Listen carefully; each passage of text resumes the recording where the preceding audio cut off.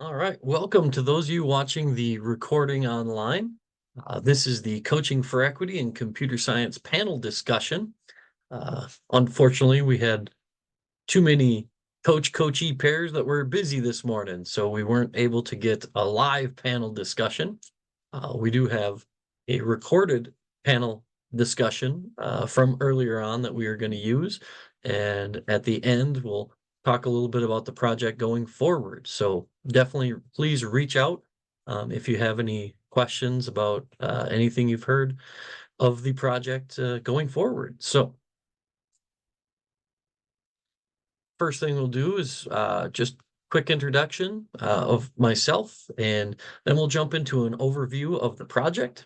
Then we'll have the panelists video. They'll introduce themselves and then go through the panel discussion and the Q&A. Then we'll wrap it up with, again, talking about where the project's going from here. So for those of you that are watching it, we don't have a chat to share with no live participants right now, but one of the big things we want you to pause and think about is what are a few words that come to mind when you think about coaching? Just a quick share out for myself. I think back in the day to high school, the different types of coaches that I had.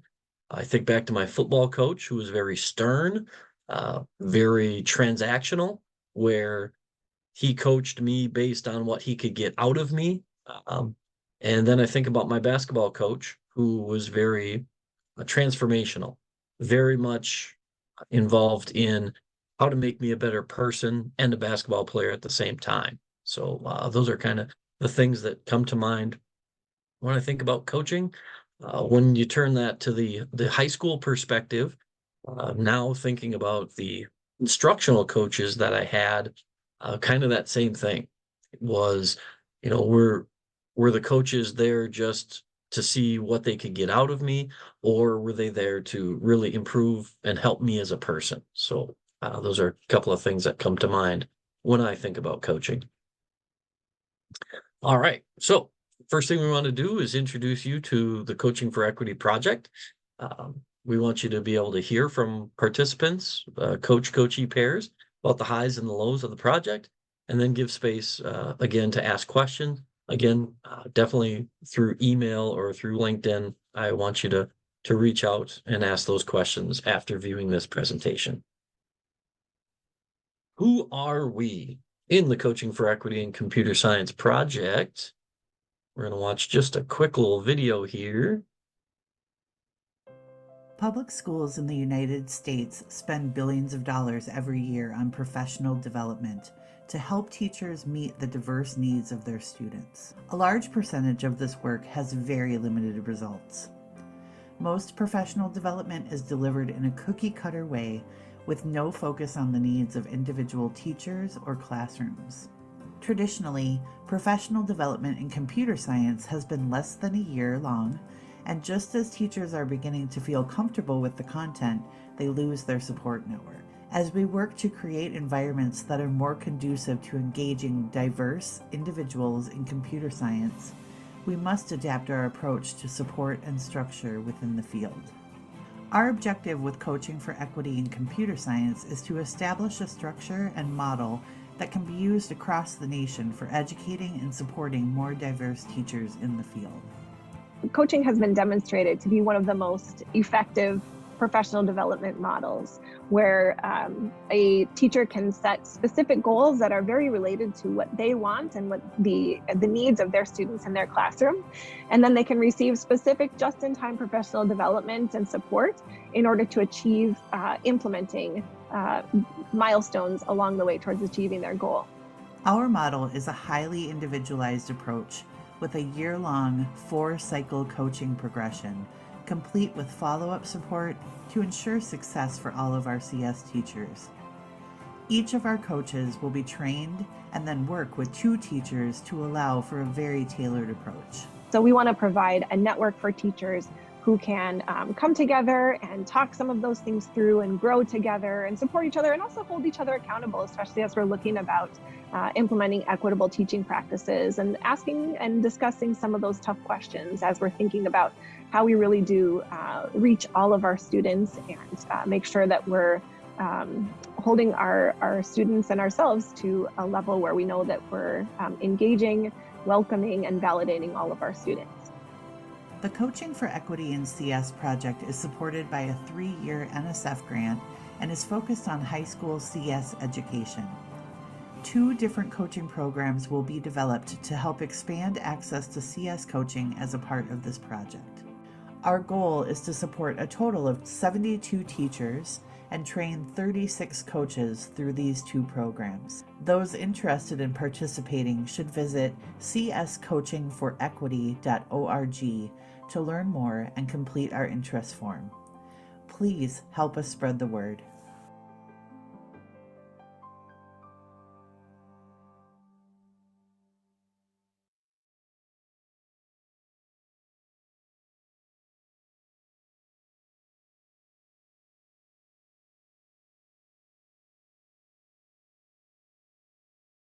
All right, just a little quick intro video. Public schools in the who we are. United States spend. All right, so where are we at? So the National Science Foundation did honor us with that 3-year grant. We are based in the high school strand of the CS for All piece there. And we have the development of 2 different coaching programs. One is specifically Minnesota based, and that's the part that Code Savvy and I are a part of. The other is a national program.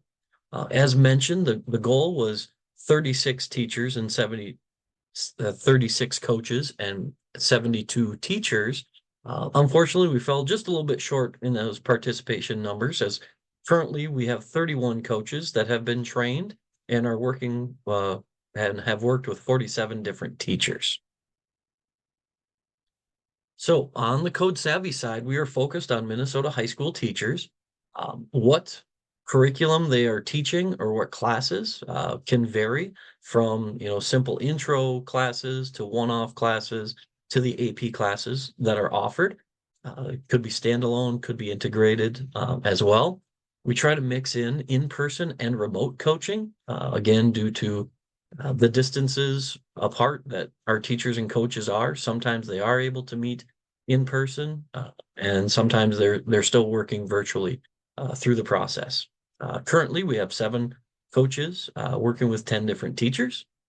On the national side, what originally started out as the National Center for Computer Science Education has now transitioned to the Northern Lights Collaborative for Computing Education.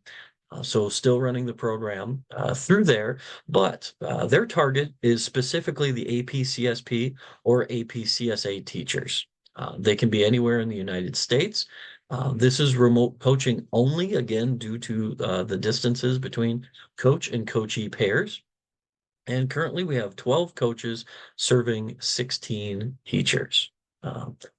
All coaches complete the same professional development over the summer and participate in a community of practice throughout the year. And next, talk a little bit about how our coaching model is set up. So for the coaches, we've done our recruiting in the past 2 springs and had orientation in June in order to get everybody on track for what's coming. Then our first year we did virtual professional development. Last year we were able to do in-person professional development where we flew everybody into Minnesota and met up at the school or the College of St. Scholastica for a 3-day intensive PD. Then throughout the school year, we still meet, and that's that community of practice that we talked about previously, is that we really want to keep working with the coaches, see where their problems are at, and help them in their learning to, in turn, help their coachees better.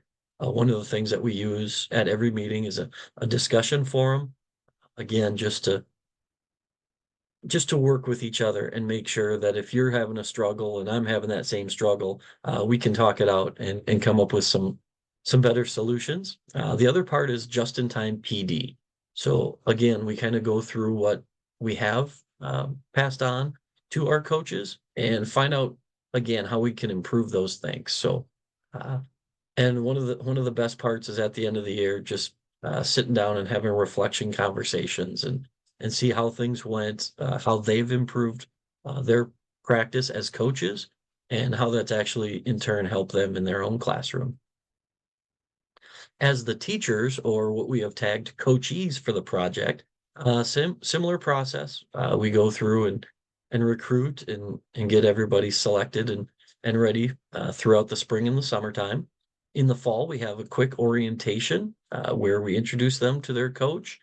Then throughout the year, we have what is called a pre-coaching setup, where that's our goal setting meetings, our focus on our focal populations. One thing that hasn't been mentioned about the project yet is that this time around, we did have 3 focal populations that the coaches were supposed to choose from. It's not that we're not worried about other focal populations, but just for the research and how the grant is set up, we needed to narrow that down. Then we try to get through 4 cycles of coaching, which we'll talk about in a little bit. And then again, the post-coaching. So again, getting some good reflection from the coachees about how the year went for them. So our coaching cycle is based on this model here. So we have the planning cycle or planning phase, the implementing phase, and then the reflecting phase. So throughout our individual meetings with coachees throughout the year, we don't really set aside these as individual meetings anymore, but now it's just kind of a continuous cycle where we don't want it to really interfere with the teaching process, and we don't want to have to pause. So just as we are able to meet, we do go through wherever we're at in these phases, and just again, we'll kind of work through the process and not try to interfere with teaching in the regular high school day. The way that we work on our implementing or our classroom visits is through swivel recordings. Again, in Minnesota, you might be able to do some in-person classroom visits, but if not, we ask that the coachees video themselves teaching the lesson. One of the cool things about the swivel device is that it has individual microphone markers, which can be passed out throughout the classroom. Then in the reflection side of it, after watching your video or while you're watching, you can really hone in on certain groups and certain microphones to hear the conversations. Again, this is very important when it comes to finding out kind of the perceptions of the students in those focal populations. All right, so now let's transition and get an introduction to our coach and coachee panel. So very quickly, Michelle Lombardi was a coach for us last year. Melissa Johnson was a coachee for the past 2 years. So after completing last year, she asked and said she enjoyed it so much that she wanted to continue on for another year. Myself, I will be in the video in my coach position, and Kyle Schrader from Hutchinson actually was a coachee last year and has transitioned to be a coach this year. So we'll start the video and they'll be able to introduce themselves.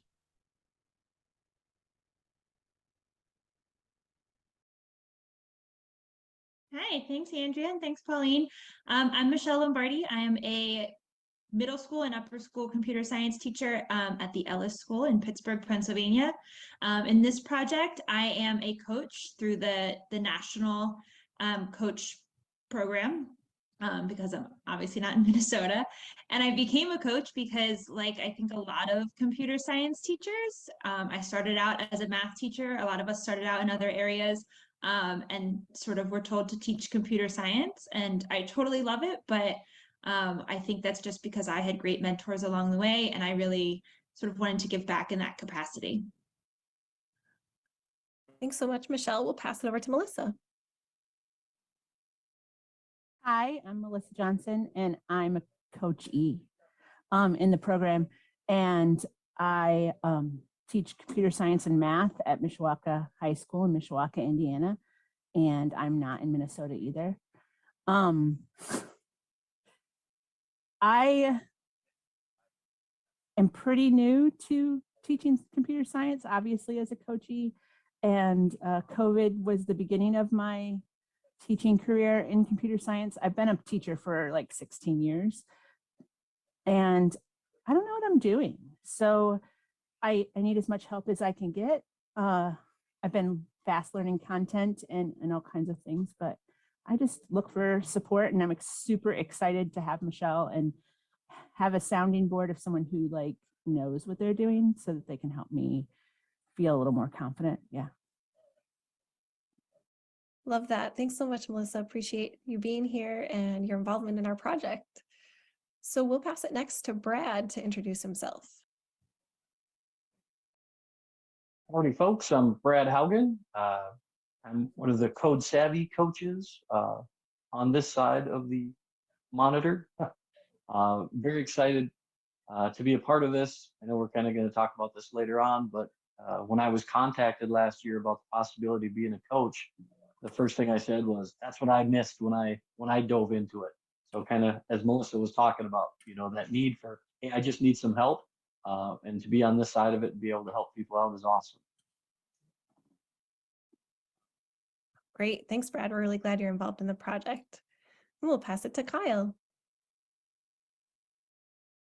Yeah, I'm in Minnesota, and I've been teaching computer science for 25 or 26 years. Had a variety of different experiences with computer science. Had CSP for the last 7 years, and I'm trying to teach CSA now and learning that the kids are ahead of me in their Java understanding. So my biggest reason, I guess, for joining this is this equity piece and trying to create a more diverse classroom than I've had in the past. And that's been on my mind, and I've talked with a lot of different people. So it really sparked my interest when I heard about that or was reading about that. Yeah, thanks so much, Kyle. That's really helpful perspective too. And knowing that you come to the project with a lot of CS experience and really wanting to focus in on that equity piece is important. Awesome. Well, I now will pass it off to Pauline to help us engage with our first set of questions. So again, as participants, both on screen and kind of in the chat here, feel free to drop any additional questions that come up in that chat, and we'll make sure that those get some airtime. So I'll pass it to you, Pauline.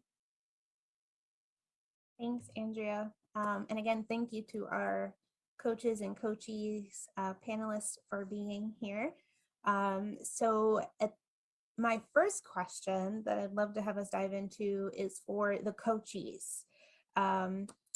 Specifically, you've been working toward a goal this year, and as you're participating in your specific coaching program.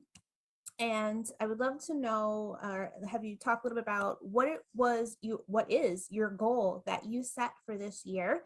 And how is your coach helping you to achieve that goal?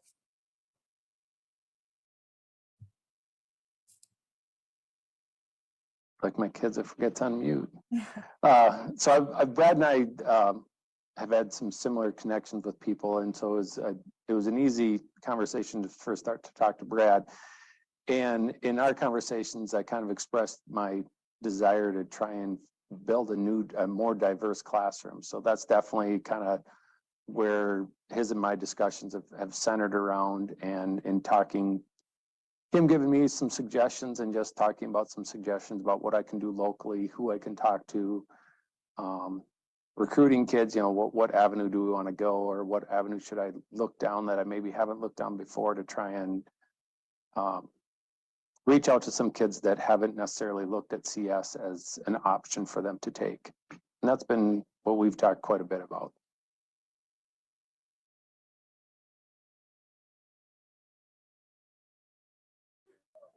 It's not my official goal, but our program at my high school is just beginning. So I have very few kids. So it's also kind of a secondary thing in my head all the time, how to recruit, what can I do? Yeah.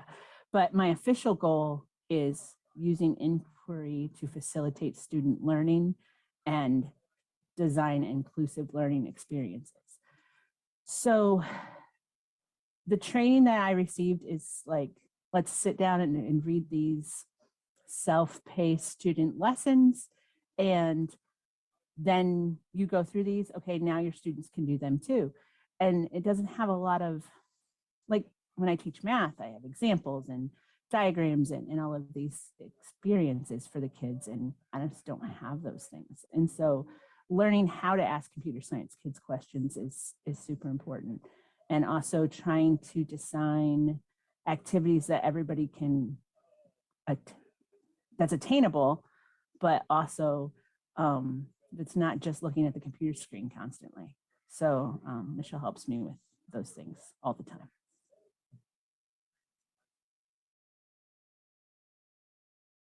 Muted myself. I think those are both great goals. And I think it's no surprise in the coaching project, we've had both coaches and coachees this past year talk initially about recruitment and diversity. And then once you get into the project, you start to really see that we are trying to go deeper than that when we're talking about equity, and we're talking about what are the activities that you're doing, right? As Melissa was saying, what are the practices that you are doing as a coachee or as a teacher in the classroom that will help you? And those practices that you're bringing into the classroom are going to then kind of in turn help you and in the recruitment process, so to speak. So really focusing in, going deeper into and exploring what is equity, going beyond just the surface level. That's my way of saying it, the surface level of recruitment, and thinking about what truly is happening in your classroom and what are you doing as far as your teaching practices. So my next question is going to be for all of the panelists. Don't all fight over who answers first. It's okay. But can you tell us about or describe how participating in the project has helped you build your confidence in or knowledge of using these equitable CS teaching practices that you've been learning about?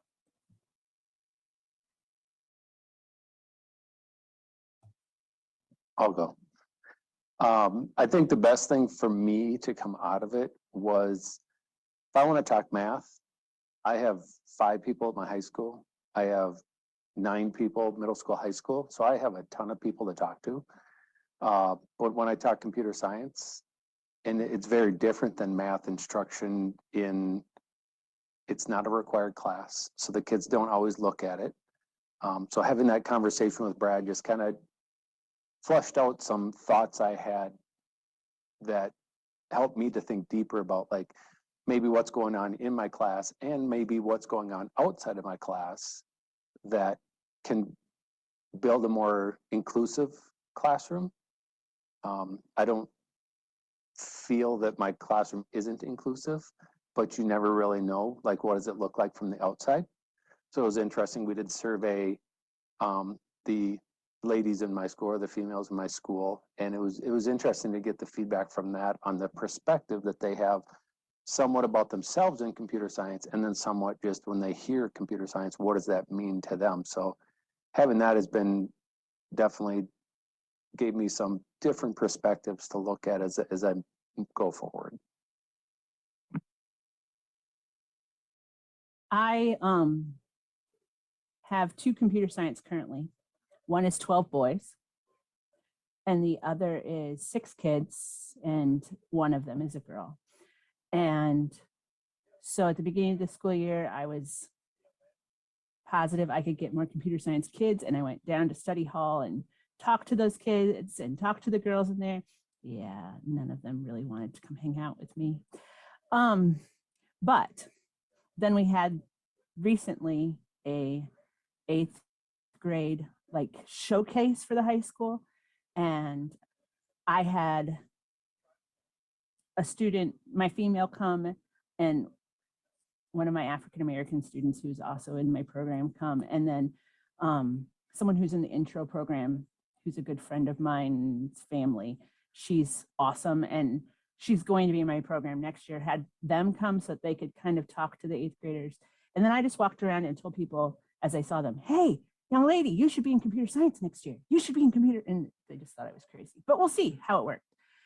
So I have no idea what question I was supposed to be answering, but Kyle made me think of all of those things. So that's what I have to say for the moment. So say, Melissa, I think, yeah, building confidence or knowledge of using equitable teaching practices. And it sounds like you're building your confidence and being able to say, hey, you belong in my classroom, which is great. I try to tell everyone whether they believe it or not, but it is what it is. As for confidence in teaching, I'm scared to try new things. I'm scared to deviate from the specific training that I've had where I've seen these lessons one time.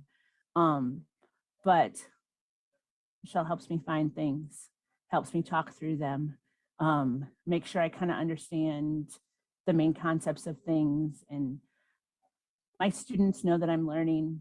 Sometimes they forget.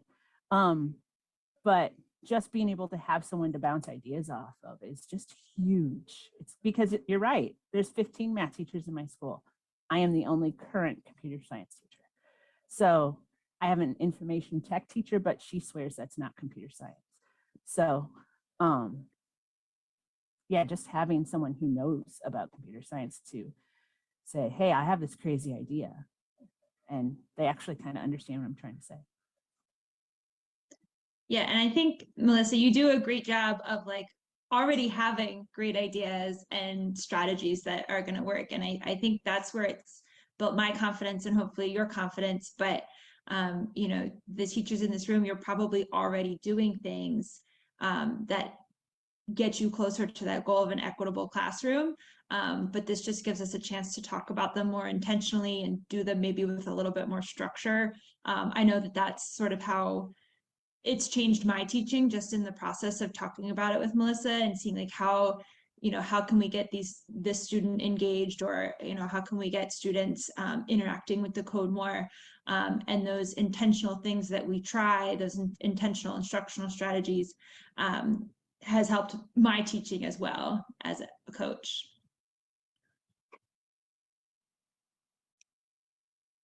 Yeah, and also encouraging more women's. I have tried with few different suggestions in my classroom. As being a computer science high school teacher, I can see like a lot of boys in my classroom, very less girls. So sometimes I need to provide some role models of the women in the CS serving industry, and also like even creating a supportive community. Those women in the computer science often face isolations and feel like they don't belong to this industry kind of. And also like sometimes I need to provide access to the resources for them to feel more comfortable why and how to manage those, and highlighting the female achievements. That could be the great click for them to celebrate their accomplishments by choosing or showcasing the female role models and success stories that they can inspire more women to pursue the CS career. So overall, encouragement worked actually in my perspective to pursue CS for the women, especially in the multi-phased approach that addresses structural barriers, unconscious biases, and the cultural attitudes. And this is my aim that could eventually close the gap and promote the gender diversity in the field, hopefully.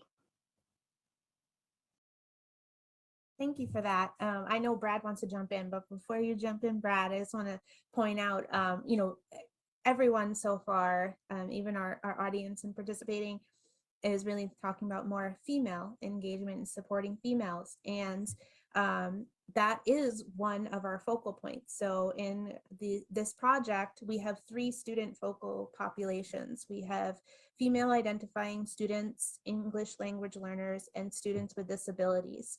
And at the National Center for Computer Science Education, we also have the Inclusive CS Teaching site. So when we are talking about supporting female students, many of those equitable teaching practices and those strategies that were just mentioned, right, are very important for supporting female identifying students in your CS classroom. And so I just dropped a link into the chat that has documented just some of those findings and strategies And that's really what we're hoping that our coaches and coachees are exploring. But again, we have the 3 focal populations for the project, and we encourage our coach and coachee pairs to pick one of those 3 focal populations to focus on. So Brad, what about you? So, what I was going to talk about is back to last summer, the coaching PD that all the coaches went through. And you mentioned the focal populations. We were able to do breakout sessions and learn more about the focal populations that we as coaches, needed to learn more about in order to be better able to help our coachees. And again, after that, it's the conversation. So it's not just the conversations I have with Kyle, but our academic year PD that the coaches do. One of the best things that we do is get in a breakout room and talk about strategies and how it works in our situations. I know somebody put in the chat, how do you get it to work in this real world situation? Well, I always fought with my administration when I was teaching, because they'd always say, well, you got to do it this way because this author said so. And it's like, they don't know my kids. How do I customize it to my kids? And that's the great thing when I talk to Kyle in our meetings, or when I talk to any of the other coaches in the academic year PD, it's always learning more about different situations so we can do our best to bring it to our classroom.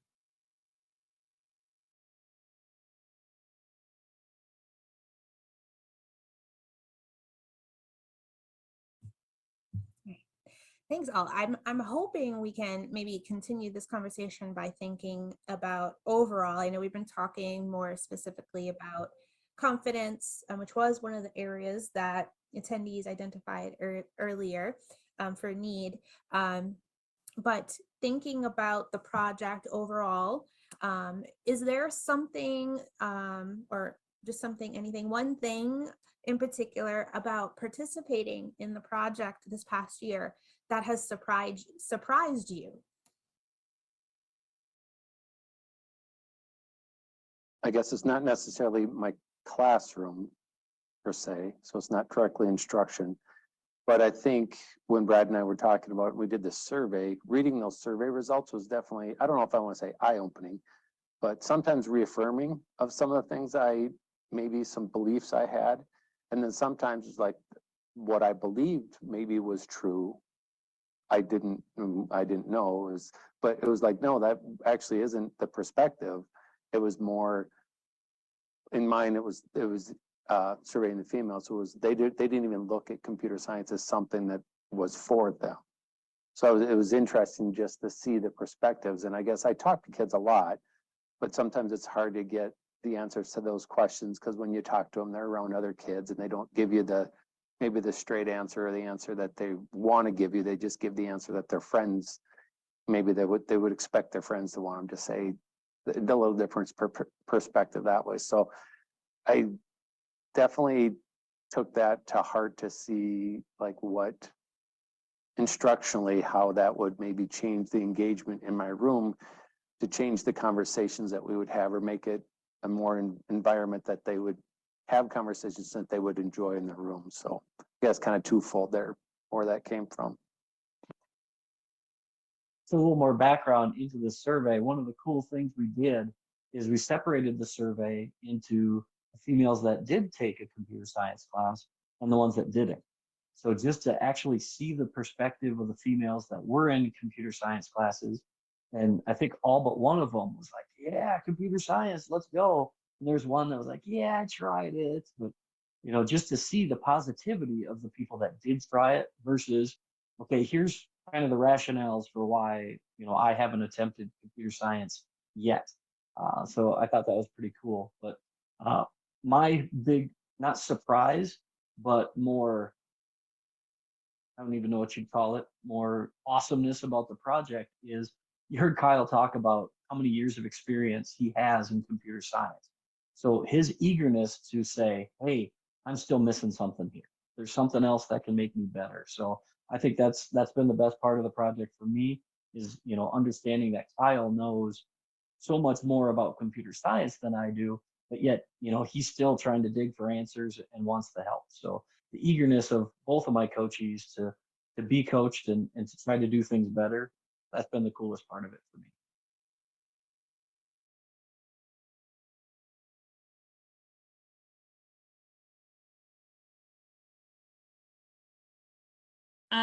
The really cool part for me, and I mean, I'm not surprised by it, but I'm really excited that it was true, was, like we keep talking about, having somebody to bounce ideas off of.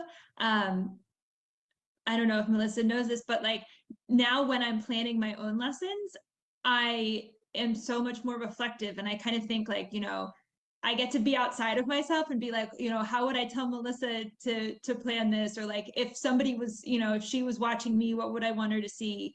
And so that sort of informs our conversations later, but it's really made me a more reflective and intentional teacher. So I'm, for selfish reasons and for my students, like very excited about the way it's impacted my teaching and my practice as well. I wish I could watch you teach. I think it would be helpful. Instead of just always processing how I teach, but that's a whole nother story. What am I surprised about? That my students aren't scared when the video camera's on. That's the biggest thing. One of them today said, I really like it when you record us. So, because it makes me focus more. Okay, thanks.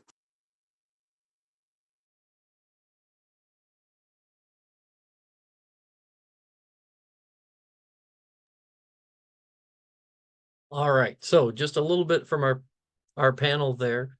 Again, for those of you watching the recording, you do have access to this slideshow, and as you can see, there's a lot more to that panel discussion. So definitely feel free to watch a little bit more of that video. Hi, thanks, Andrea, and thanks, Pauline. Oh, there we go. All right, so what does year 3 look like?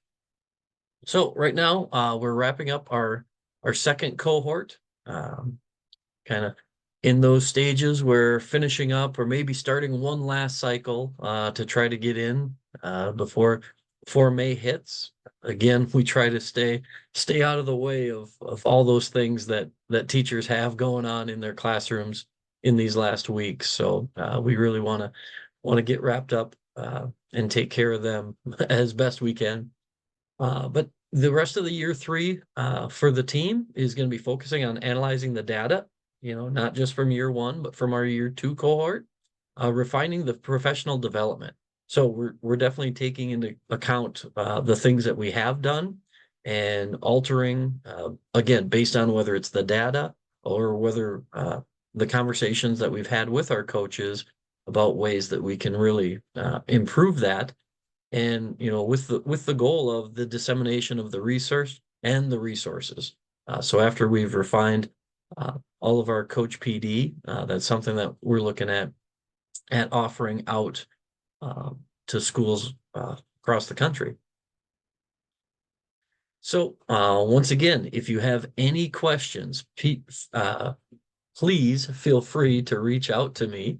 My contact information here, my email, and then again, if you have the slide deck there, you have my LinkedIn, you can reach out. But I appreciate you watching the recording. And again, the Coaching for Equity, you heard me say it in the panel discussion there, but it's just awesome to work with teachers that want to improve their craft, and they know, there's room there for all of us to improve how we're teaching in the classroom and to include, not just the focal populations that this study focuses on, but every student in our class.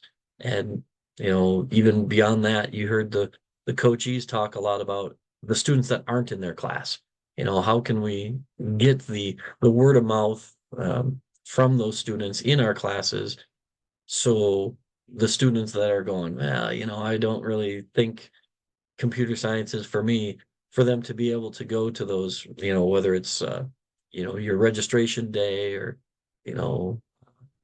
any of those showcases that they have, just to have people understand that computer science is for everyone, and everyone needs to have that opportunity to learn. And again, that's one of the big goals of this project, is to help them do that. So again, thank you for your time. Please reach out, please email if you have any questions, and look for more from the Coaching for Equity project, as you know, we kind of work on whether we're going to extend the project for another cohort, or possibly go for another NSF grant, and kind of transition the coaching in a different realm. So thanks again. My name is Brad Haugen, and hope to hear from you. Thanks.